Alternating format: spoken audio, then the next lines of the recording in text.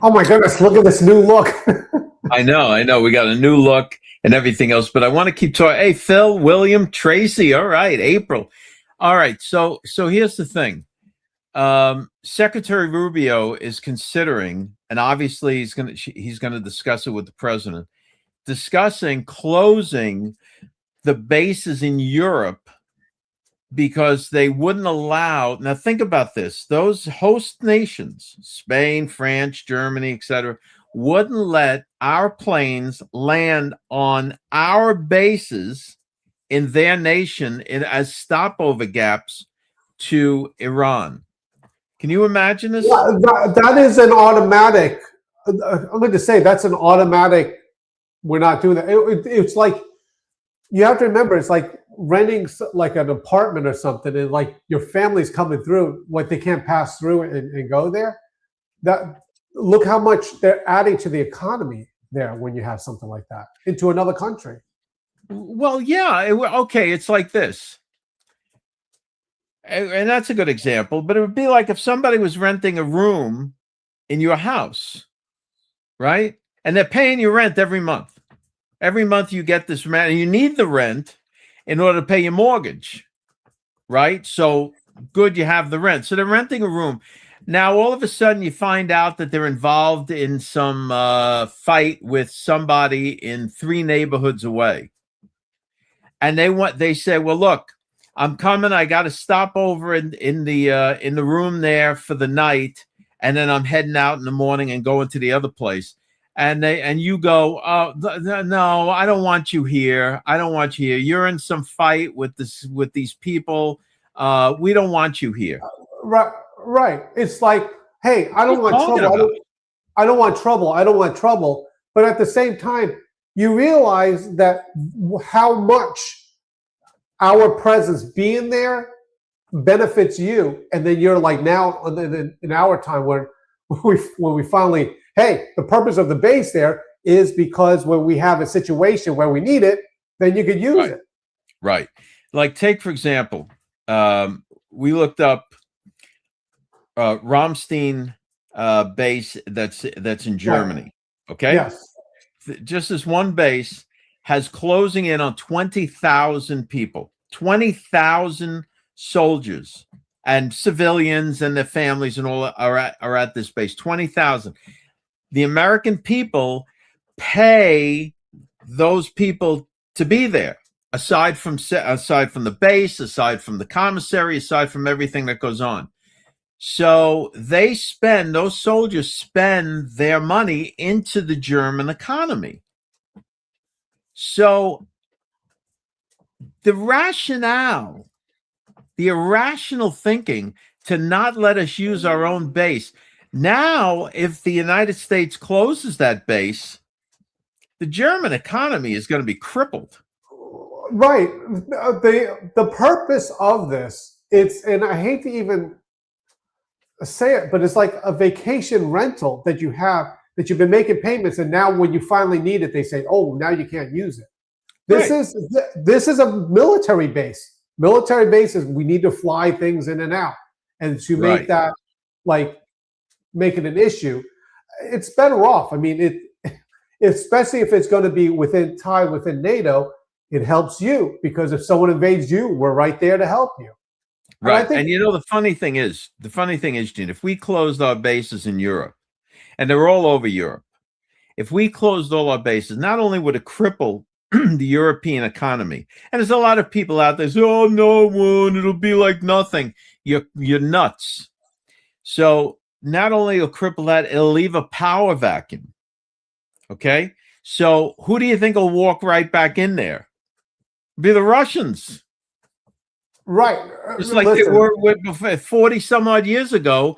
Let's not forget, Berlin was half communist. It was the East Berlin and West Berlin. As a reminder to everybody, when people work there in the base, they have their families, they get their paycheck, and just like everyone else, you go out into their economy and then you spend things that you need there. Right.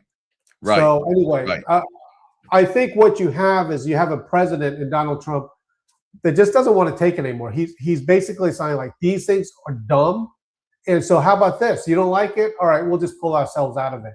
And I think right, and they're not gonna. They would never cut off trade with us. Some people say that online that they would. Oh, the Europeans, then we would lose all that trade money. No, we wouldn't. You know, who are the Germans going to sell their silly Mercedes to? The French? no. See what I mean? They're not going. What are they going to do? They need the money engine that is the United States. Right. So they're not going to cut off trade. I think do anything. For the first time, you have a president of the United States that understands where the power structure is. And it's no different than when he was in New York and he knows he's building. I mean, I've been in talks where he was like, hey, we're negotiating for, he goes, I'm negotiating for TVs. Funny thing about it, he goes, yeah, I need 500 of them, which was funny because you look at when he's building a skyscraper and he's building these rooms and the hotels, he needs that many. But he knows that he has the power because he's the one buying it. So then he can negotiate things. But Trump basically says, we're the ones providing these things. So if you don't like it, we're tired of kowtowing to you guys. Didn't Reagan have the same problem with the French after I think it was Gaddafi? I think it was Gaddafi bombed something, and then Reagan sent the Air Force planes to to bomb his compound. And on the way, and the French wouldn't let us fly over their airspace. And anyway, by accident, we dropped a bomb on some French embassy on the way out. Well, I think the president is not taking it any longer. I think he's sick of it. Anyway, do you want to talk about the lead story, which is perfect here? Yeah. Okay, here we go. Lead story, and this is wonderful, Dave, because this morning we got to hear the press conference as well. But it says what could happen when Trump's 48-hour Strait of Hormuz deadline lapses. Now, Dave, there's a lot of people saying, oh, you know, it's going too far and all this stuff. This is how Trump negotiates, and I think he's just tired of it. And there's been progress, but I don't think to the point of what Donald Trump wants. And it's interesting because he doesn't even know, it will not know, but the communication, as we saw the press conference today, the communication is so jacked. They have no way to communicate. They have no way to communicate. He even said that we're communicating like we did 2,000 years ago. We're having like children run around with notes. So much to say. Let's just run the video first, but then I want to go back to what Donald Trump said today about the attack on the Abraham Lincoln. Okay, let's start with this. The former head of U.S. Central Command, Frank McKenzie, telling Face the Nation Trump likely won't blink first. I would say the Iranians would be very well served to listen to President Trump when he says he's going to hit them, because he's proven that he's willing to do that. An Iranian spokesman said today the strait would be reopened only after it receives compensation for war damages. Yeah. I don't think that's going to happen, but no. And you notice, Gene, during that press conference, okay, this just might be a New York thing, but I'm watching the president gear up. He's like gearing up, like, for example, if he was in a better mood, he would rethink it and maybe like, all right, I'll give him a little more time. We'll let this go on a little bit more time. But in that press conference, when he starts throwing around the word bullshit. Oh, whoa, hey, well, in the book Trumpography, I was there, and I will tell you when it was. It was after Iowa and before New Hampshire. I was there because Donald Trump was supposed to win Iowa, and he lost it. I was there when he chewed out the staff, and it was not pretty. When the president is tired of playing, you get what we had yesterday. You get what we had today, where he used the word bullshit artist in a press conference on TV. This is, you could push him only so far. But by the way, Dave, this is what we wanted.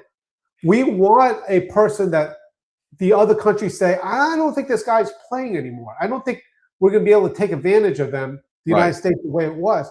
And that's him.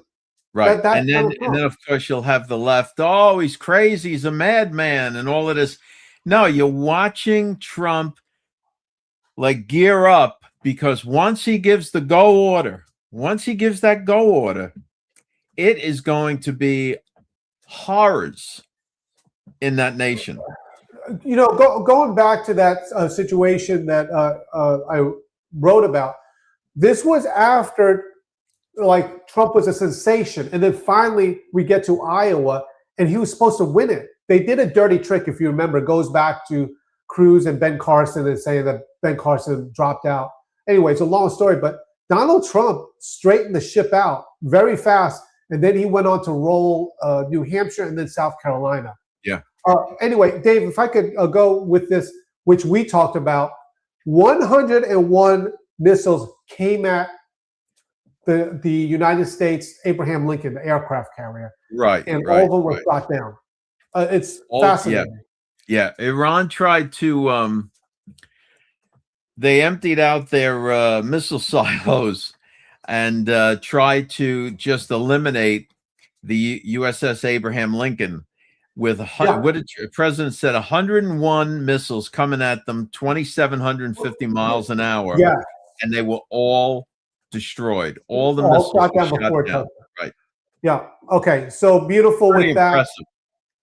impressive. Dave, another story on our dispatch is very controversial. It talks about Tulsi Gabbard, and people still don't know what's going to happen. There was a lot of rumors. But anyway, Dave, let's talk about this. From the dispatch, our second story, Trump says cabinet shakeup unlikely amid rumors. Gabbard is the next to go. Now, you brought out, because we had another story on there about Fulton County, correct? Well, yeah. Well, here's the situation. This, and if you're listening in, this is why you listen in, because we told this morning. Okay. Go ahead. Now here's the situation. So the administration, with all that's going on with Iran and everything else, is trying to dramatically limit the negativity that might arise from other stuff that's going on, right? So you don't want a bunch of negativity coming out of all sorts of different cabinet members while you're trying to conduct the war. So today, Tulsi Gabbard was supposed to put through an order or a request to have this contempt order on her squashed. So we'll find out shortly if that was successful. So what you have to think about is this: if all of a sudden Gabbard is held in contempt of court, and then the left has a new talking point that they can run with while Trump's trying to, navigate this situation with Iran, does it look good for Tulsi Gabbard? I don't know. As a reminder, before she became the national security, became part of the administration, George Magazine was in talks with her dad in Hawaii to possibly have her interview with us. Yeah, it's just interesting. Right. Now, here is a video. I want to note that this video is from 9 months ago, but it is interesting. Anyway, 22 seconds. And your intelligence community has said they have no evidence that they are at this point. Well, then my intelligence community is wrong. Who in the intelligence community said that? Your director of national intelligence, Tulsi Gabbard. She's wrong. And I think within a matter of weeks, or certainly within a matter of months, they're going to be able to have a nuclear weapon. We can't let that happen. This was 9 months ago. So what that means is that the president is getting information above and beyond what the DNI might be presenting. Right. This is right. Right. No. This is a very telling video here, and we'll leave it at that, because I know there's some even on the some like her, some don't like her, whatever. We've always had a wait and see attitude when it comes to this. Right, because the same intelligence community was saying they didn't have long-range ballistic missiles either, Right. and yet they used one. Right, with Right? proof of where it is, because it landed that way. Remember, we did the video where we drew or we saw the picture of Yeah, the circle. yeah. It was like, guys, it could hit parts of Europe. Yeah, at where and, it is. and that's another thing. It's not like Iran's long-range ballistic missiles can hit the United States, right? So it can hit the capitals in Europe, though. It can hit Paris, right? It can hit Berlin. It could even hit London.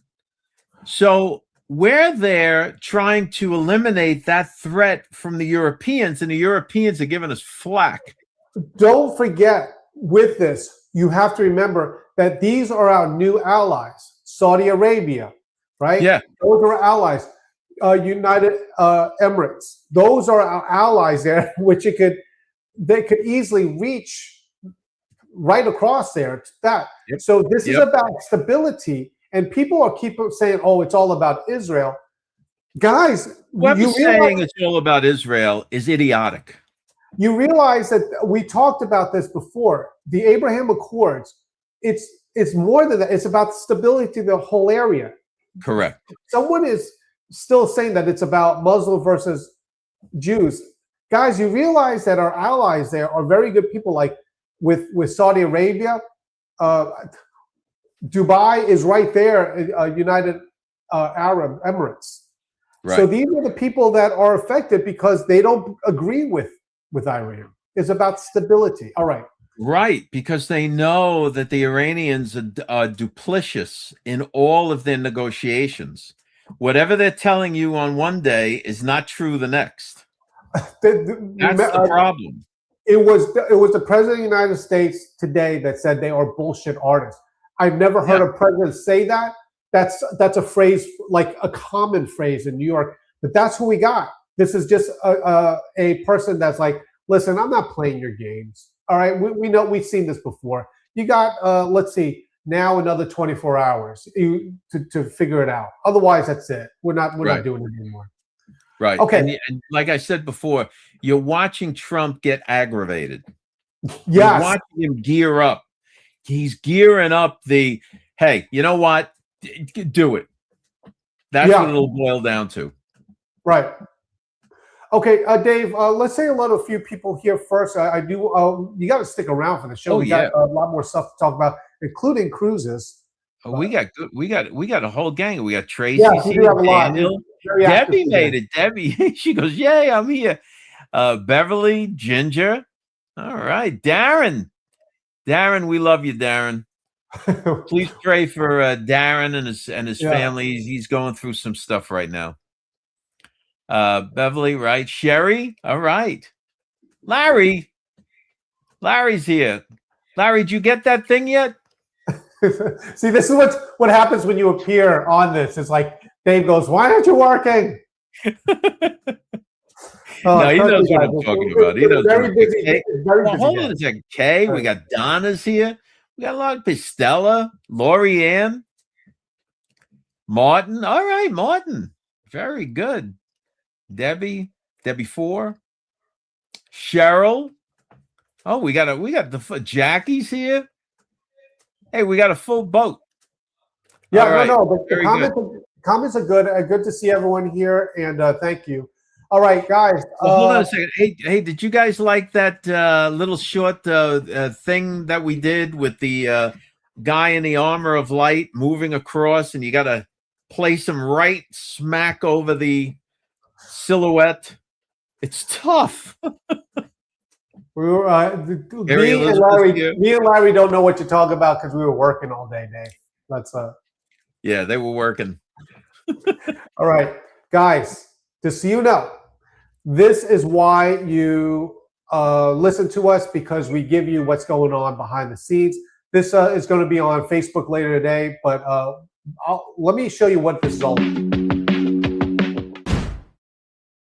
Okay, you guys heard it. White House slaps down rumors. Trump at Walter Reed. We hear this all the time now. Oh, right. Donald Trump's sick. Oh, Donald Trump was at Walter Reed. The question is, and we did a video, I did a video, and we're going to release it later today. Dave Lace went even further. He has even more comment, which I wish I would have asked him beforehand. He would have told me this. But this is okay. Play it. We'll talk. It's a 1 minute video, guys. Here we go. So it happened again this weekend. Reports about Donald Trump being in the hospital, Walter Reed. Why is it that there are so many rumors of Donald Trump being sick when you know it could be debunked in 1 day later? Well, here's the thing. You have to understand that there's two types of politicians. There's politicians of conviction and politicians of convenience. By the way, Donald Trump is a politician of conviction. He believes one way, whether it's popular or not, and he sticks with that, and he draws people to him. Other politicians are politicians of convenience. Famously, Bill Clinton was one of those. He gained a lot of people following him because he basically moved to where the political wind was. Wherever the direction of the people is, he would be there. Now, with Donald Trump, there's a lot of politicians of convenience following him. They don't necessarily believe in Donald Trump, but they're going to listen to what he has to say because he is so powerful and has such a powerful and loyal base. Now, what does Donald Trump's enemies do? They put it out there that, hey, he could be sick. He might not be around much longer. But when they do this, they're trying to sway the politicians of convenience, saying, hey, you really want to side with this guy? He might not be around too much longer. And that's what's going on. So when you hear these reports about Donald Trump being sick, understand where it's coming from and why. Yeah. All right. And then Gene, that was good, very good. But to add to that, remember during Trump's first administration, you had Obama, former President Obama, and former Secretary of State John Kerry going around to the European nations, basically telling them, "Oh, Trump will be gone in a little while. We're going to impeach him. We're going to do this and that and everything," and reassuring these world leaders to not pay attention to Trump. And this is pretty much the same thing. Right. Oh, you even went a step further because now picture this. His enemies, propaganda or whatever, saying, oh, wow, he's actually Walter Reed. Oh, look at his hands. Look at this. He's swelling up. He's sick. He might not be around any longer. What message, you brought this out, does it send to the Iranians? Well, all they have to do is outlast him. The current Iranian regime is looking at it like this. If we can just outlast Trump, we win. Right. That's their whole thing. So they'll hide underground. They'll be like the gopher in Caddyshack. That's what they're trying to do. And what you're seeing is a buildup of this anti-Vance and anti-Rubio who are fully aboard of this Trump agenda. They are the ones of conviction. They don't care about where the wind's blowing. I'm telling you. That is why with all this thing, what they don't want is a continuation after this of the Trump agenda. With Rubio is definitely one of them, where he's like kicking out people as Secretary of State. Listen, if so all of this propaganda gets fed to the MAGA influencers on X and Rumble, and they run with it for views and clicks, right? Maybe oblivious, maybe ignorant, or maybe fully aware of the fact that it's helping our enemies. So I don't know, guys. Guys, could you imagine on a Sunday, Easter Sunday, if I would have just came on and said, guys, I heard from someone very close to me that Donald Trump was in the hospital, that he was very sick. And then he's going to come back out and say, oh, he's not sick, but no, he was sick, right? Do you realize how many clicks and views that we could get on that? Seriously. Yeah. And that's what a certain woman on X is trying to do now with our rescue efforts of the second pilot, right? That we rescued. We got him back. He's going to be okay. And all she's trying to put out there that it was a complete failure. And that the Pentagon is covering up this failure of an operation and all of that.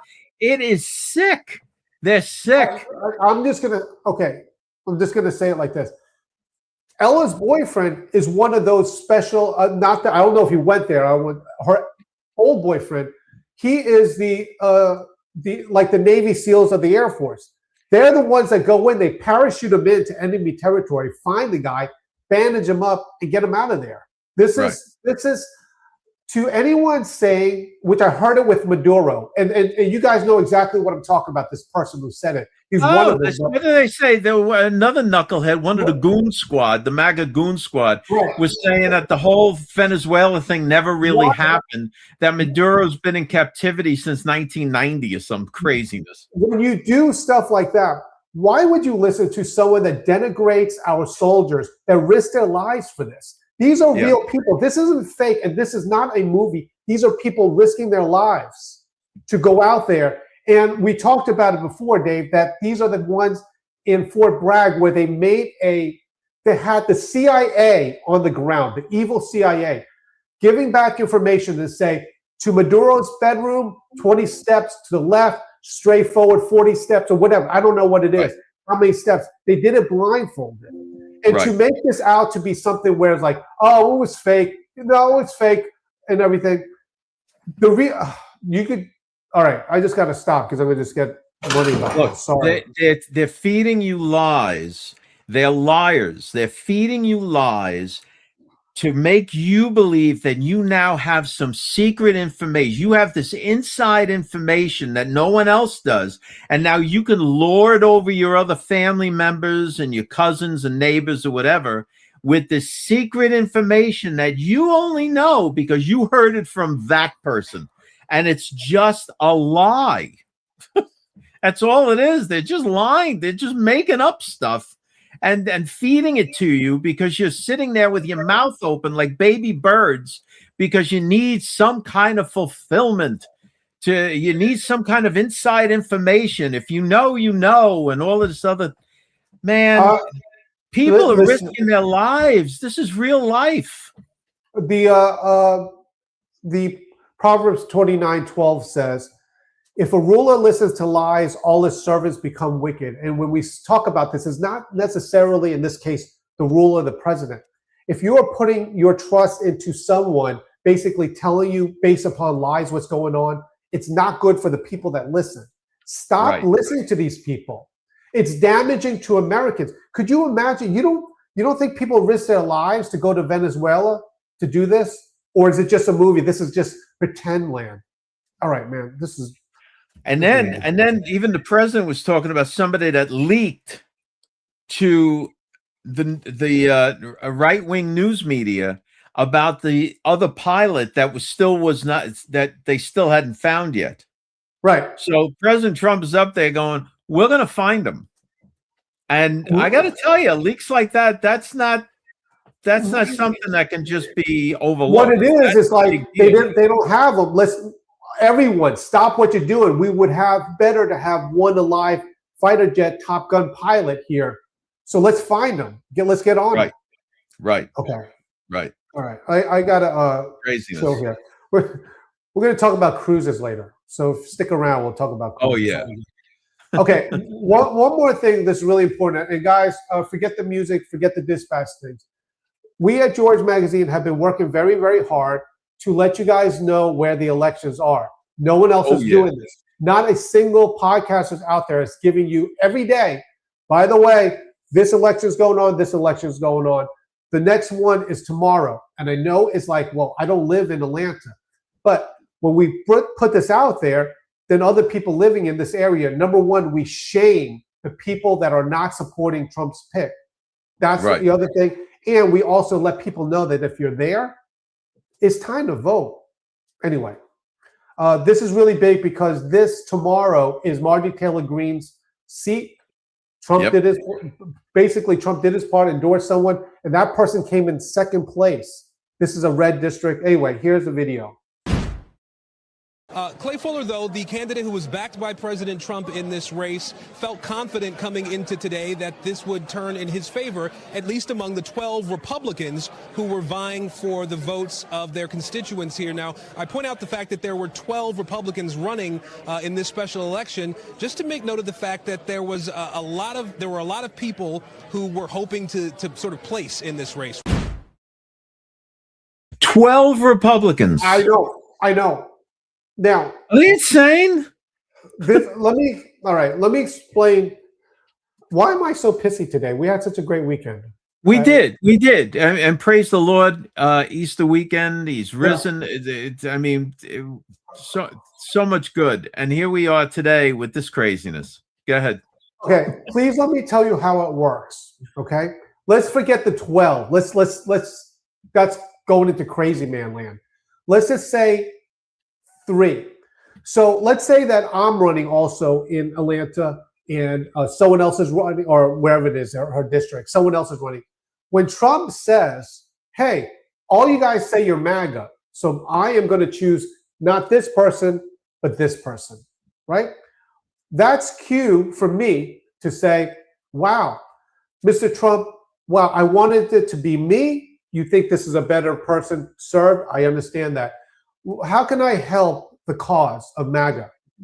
Then what happens is Trump calls me, and he's done it plenty of times, to the White House or Mar-a-Lago and say, "Listen, we need your support. All these people that are working with you, tell them that this person is the person that I want. And by doing so, hey, I'm going to remember you for next time if something comes up." That's how it works. But these people are working against MAGA. And the election is tomorrow.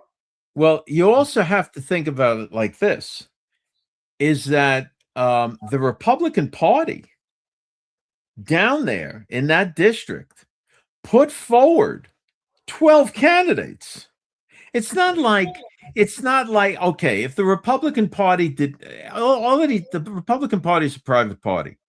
So it's not like the candidate can inflict themselves into the race, right? The Republican Party is in charge of how many candidates they put forward. So when you're putting that many candidates forward, you're almost begging for the Democrat to win. It's called a party. That's why people run as independents, because it's like, hey, I don't want to listen to the rules of the party.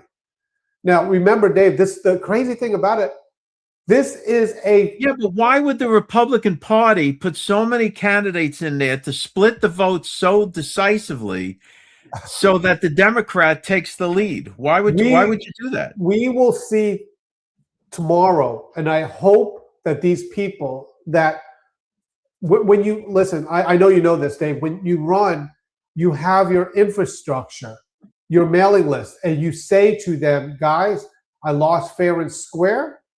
Right. And this is the person we need to back. Otherwise, we get a Democrat in there. Right. So we'll see tomorrow. We'll see. Right. So if you're in the area, if that's your district, vote for Fuller. Yes, he's the way to go. One more story, because I know that a lot of the people here that follow us love going on cruises. We have a great tip because hold on one second. This is for sure, Phil. Trump endorsing Steve Hilton. Feels like I got stubbed my toe after all the smack I talked. Yeah, I know, and Steve's a TV personality. He's on Fox, but I'm gonna think about it. He's ahead in all the polls.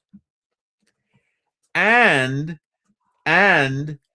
he's got Trump's endorsement, but on top of all of that, you're going to have the whole Fox News and Fox Business Channel machine, along with the newspapers and the radio and all of that. Whole machine is going to be pushing Steve Hilton.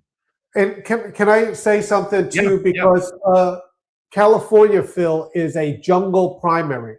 What that means is that when they have the primary, the top two, whether they're both Democrats or both Republicans, go in to battle for the general election. So you could actually have the general election, Republican versus Republican, or more normally Democrat versus Democrat. But in California, the opposite is true, just like it is in Atlanta or Georgia. There's so many Democrats there that they push the top two as Republicans. Yeah. It's an interesting dynamic. That's called a jungle primary. Well, that's true. Now, the other thing that we have to take into account is this. It would behoove the Trump administration, who would love to see a Rubio or Vance next up in 2028, it would behoove the administration to do everything it can to really damage Gavin Newsom. So if in this election, even if let's say Steve Hilton wins this primary, even if he doesn't beat Newsom but comes close, that damages Newsom's ability to run for president. Right. Just so you know, Newsom is not on the ballot. I think he's timed out. So Newsom is timed out on this. Well, whoever is the Democrat that's running. Yeah.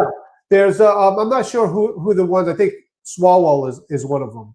Okay. Well, Swalwell doesn't have a chance. The thing is, what they're going to be, the only what Hilton would have to do then is to just continue to expose Newsom's record, and that Swalwell will just continue that.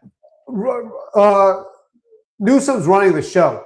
So just say, guys, just so you know, Newsom's running the show. He is the heir apparent for the next presidential election on their side. He is their guy. Now, one more thing, Gene. A little known fact is that California and New York have huge oil supplies underground, but the Democrats that are in charge do no drilling.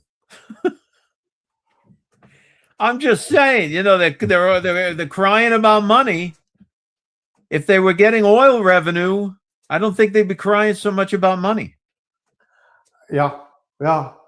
All right. I gotta level down my anxiety here with this. All right. Some of you guys already know this, but when it comes to cruises, some of these ports are very how can I say You're this? talking about luxury cruises like Norwegian. Luxury cruises. Yeah. All right.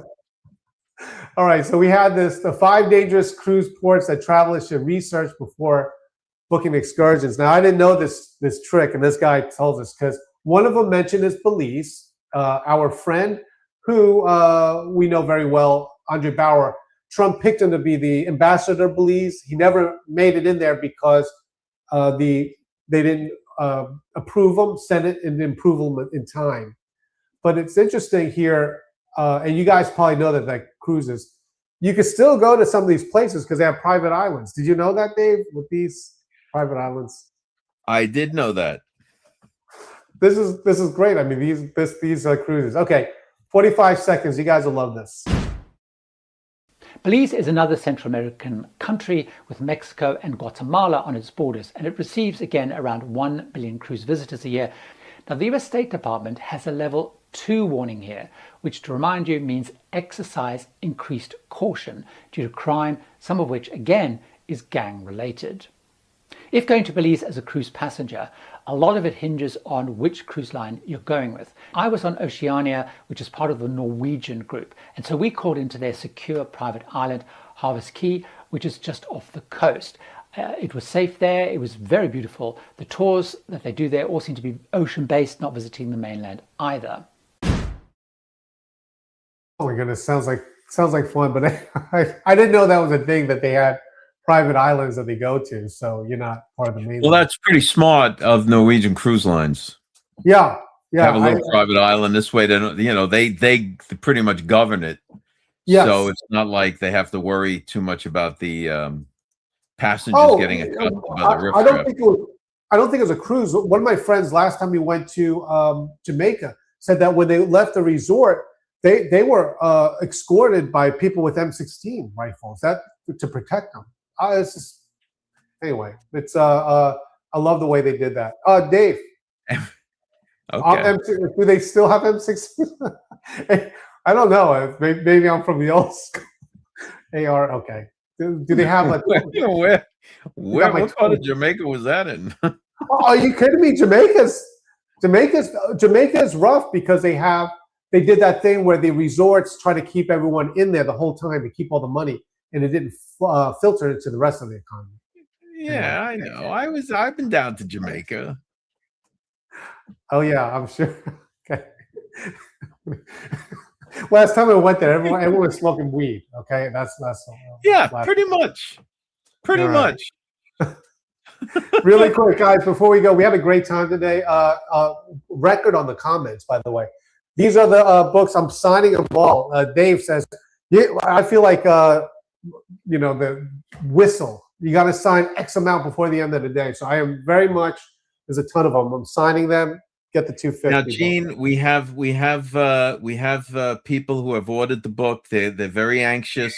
They're like, "Where's my book? When am I getting my book? Why don't I have my book? I can't live without my book.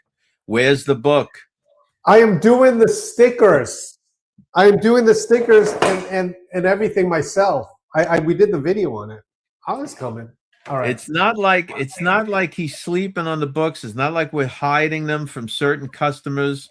We're not doing it. It just takes time. He signs them.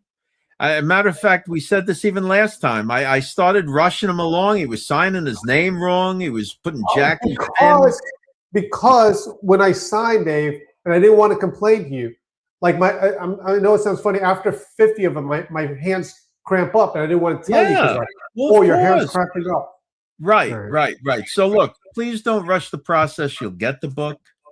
It's beautiful. It really is. It really is gorgeous. And then you can have something that will also, Lord willing, be in the Trump Presidential Library at some point.